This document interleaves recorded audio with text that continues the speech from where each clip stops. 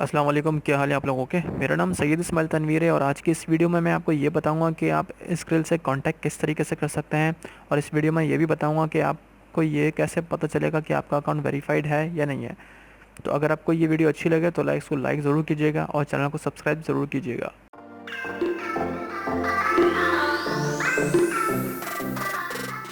तो सबसे पहले आपने करना ये है कि अपने स्क्रिल के अकाउंट को लॉगिन करना है। लॉगिन करने के बाद आपने सबसे पहले ये चेक करना है कि आपका अकाउंट वेरीफाई है या नहीं है। बहुत सारे लोग मुझसे ये पूछते हैं कि हमारा अकाउंट वेरीफाई नहीं है, ये कैसे पता चलेगा, और अगर है तो कैसे पता चलेगा। तो सबसे पहले आपने करना ये है कि अपने अकाउंट को वेरीफाई करने के लिए $1 का डिपॉजिट करना है अकाउंट के अंदर। और उसके बाद आपने करना ये है कि जो भी रिक्वायर्ड डॉक्यूमेंट्स हैं वो आपने सबमिट करना है। रिक्वायर्ड डॉक्यूमेंट में क्या क्या चाहिए होगा वो मैं आपको लिंक डिस्क्रिप्शन में दे दूँगा मेरी वेबसाइट का। उसमें मैंने डिटेल में बताया हुआ है कि आप किस तरीके से अकाउंट को अपने वेरीफाई करा सकते हैं। ये मेरी वेबसाइट है और ये मेरा पोस्ट है जो मैंने काफ़ी दिन पहले लिखा था। इसमें मैंने पूरा प्रोसीजर बताया था कि किस तरीके से आप स्किल को वेरीफाई कर सकते हैं और डॉक्यूमेंट्स किस किस तरीके के हैं, आपने क्या क्या करना है, पूरा प्रोसीजर बताया हुआ था। और इसके अंदर मैंने एक ईमेल एड्रेस भी दिया हुआ था, ये वाला, कि भाई अगर आपको कुछ ना हो तो आप इस ईमेल के अंदर से आप इससे कांटेक्ट कर सकते हैं। लेकिन मसला ये है कि स्क्रिल ने सारे इस जो ईमेल आईडी हैं वो सारे बंद कर दिए हैं, अब ये कोई भी काम नहीं कर रहा। तो मैं आपको ये भी बताऊंगा कि आप किस तरीके से स्क्रिल से कांटेक्ट कर सकते हैं। तो सबसे पहले आपने करना ये है कि पहले तो आपने आना है सेटिंग्स में।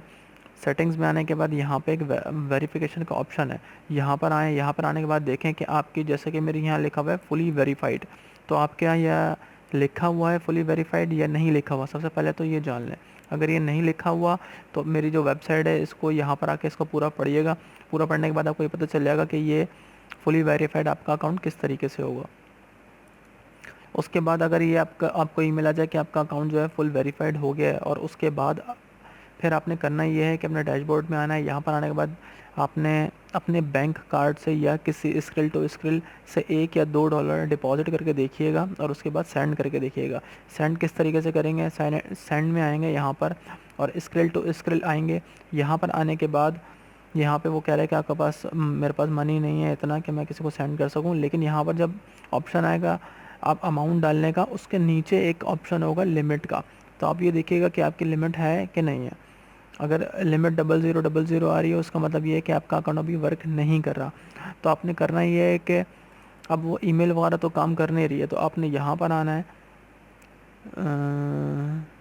खैर मेरे यहाँ पर एक ऑप्शन नहीं आ रहा, शायद आपके पास आ रहा होगा। यहाँ पर कहीं आ रहा होगा माई केसेस या केसेस करके एक ऑप्शन आएगा। मेरे पास पता नहीं क्यों नहीं आ रहा, या तो मेरा अकाउंट वेरीफाई है इस वजह से शायद यहाँ माई केस का ऑप्शन नहीं आ रहा। आपके पास लाजमी यहाँ पर केस का ऑप्शन लाजमी आएगा।